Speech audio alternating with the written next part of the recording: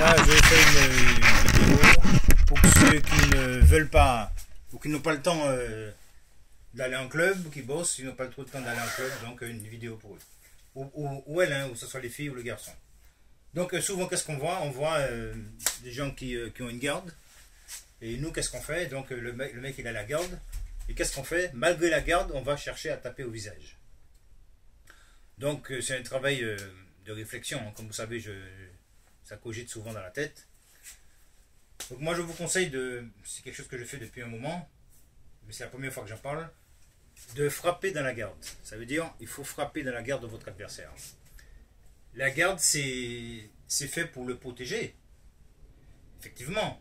C'est aussi fait pour faire des feintes, pour attaquer, etc.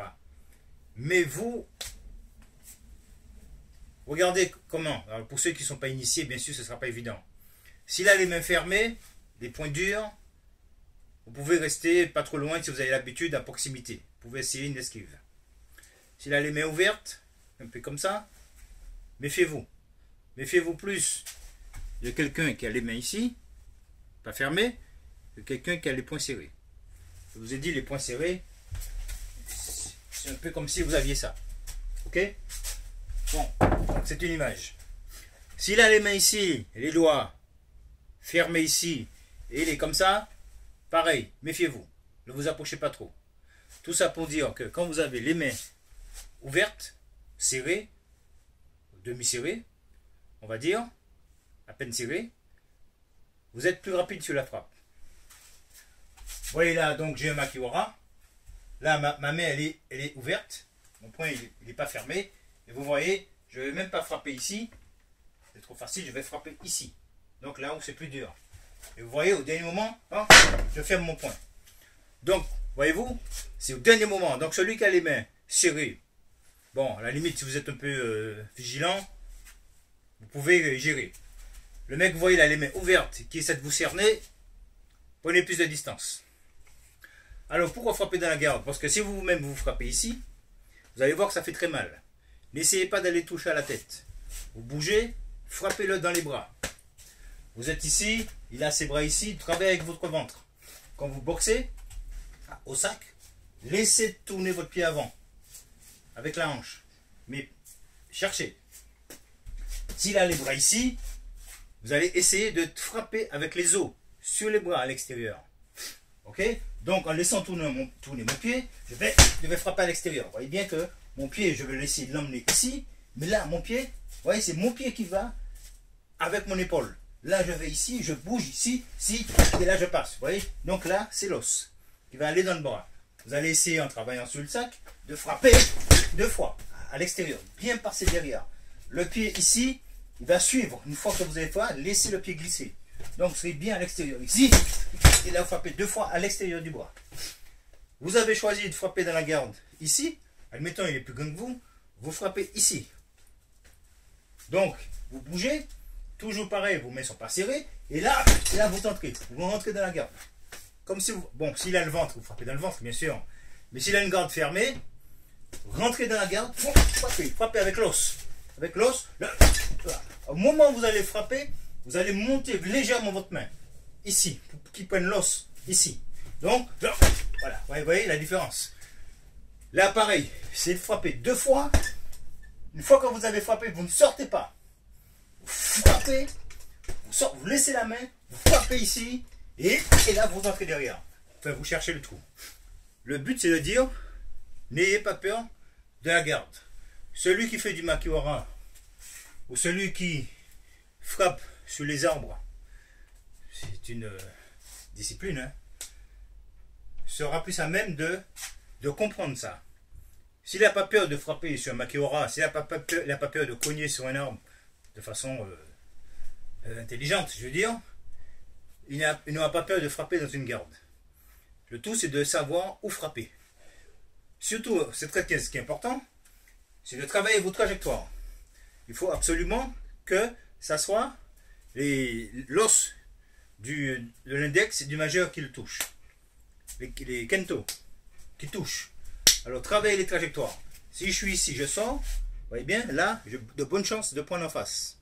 Si je ne sors pas et je suis ici, vous voyez bien, c'est là qu'il va aller. C'est une question de trajectoire. Cherchez.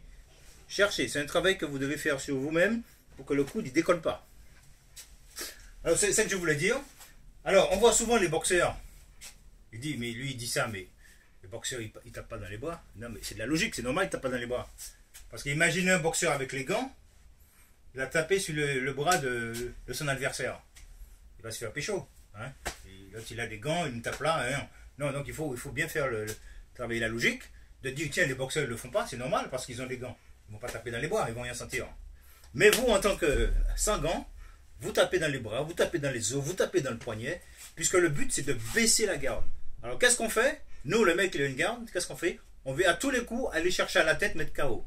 Non. Donc, là, c'est pour ça que je dis c'est une vidéo pour ceux qui n'ont pas le temps de pratiquer. Travaillez dans cet état d'esprit.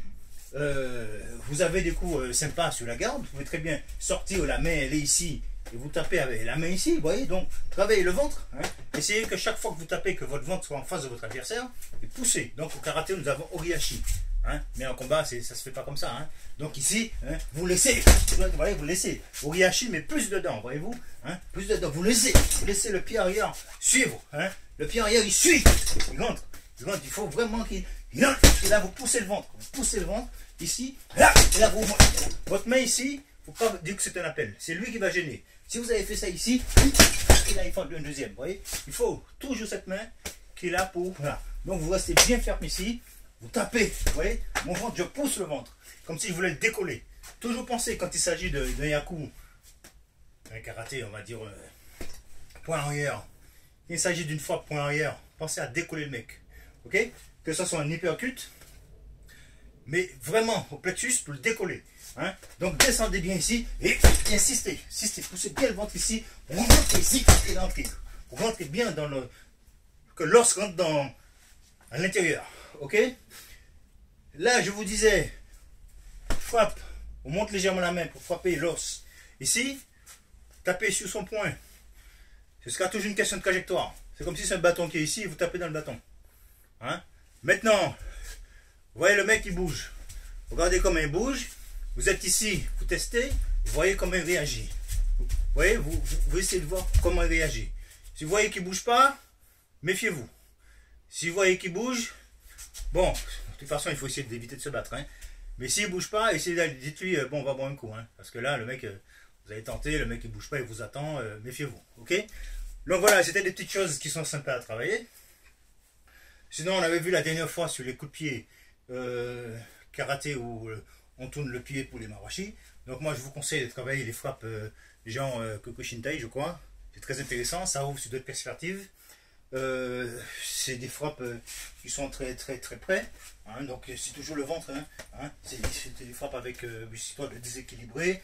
On va moins tourner le pied, on va frapper avec le... Vous avez le goutte orteil, vous avez un os du côté interne du pied. Donc l'os qui prolonge le goutte orteil, donc vous le laissez. Vous voyez, vous allez ici, le pied ne va pas faire comme Mawashi ici. Donc vous êtes ici, il monte tout droit. Vous voyez, il monte droit. Non. Après vous pouvez toujours tourner ici. Voilà. Alors ce genre de frappe, il faut être sûr. Hein, parce que si le mec il pratique, vous êtes en déséquilibre, vous n'êtes pas sûr. Bon voilà, c'était ça. Hein. La prochaine fois, donc on verra pour autre chose. Allez, à bientôt.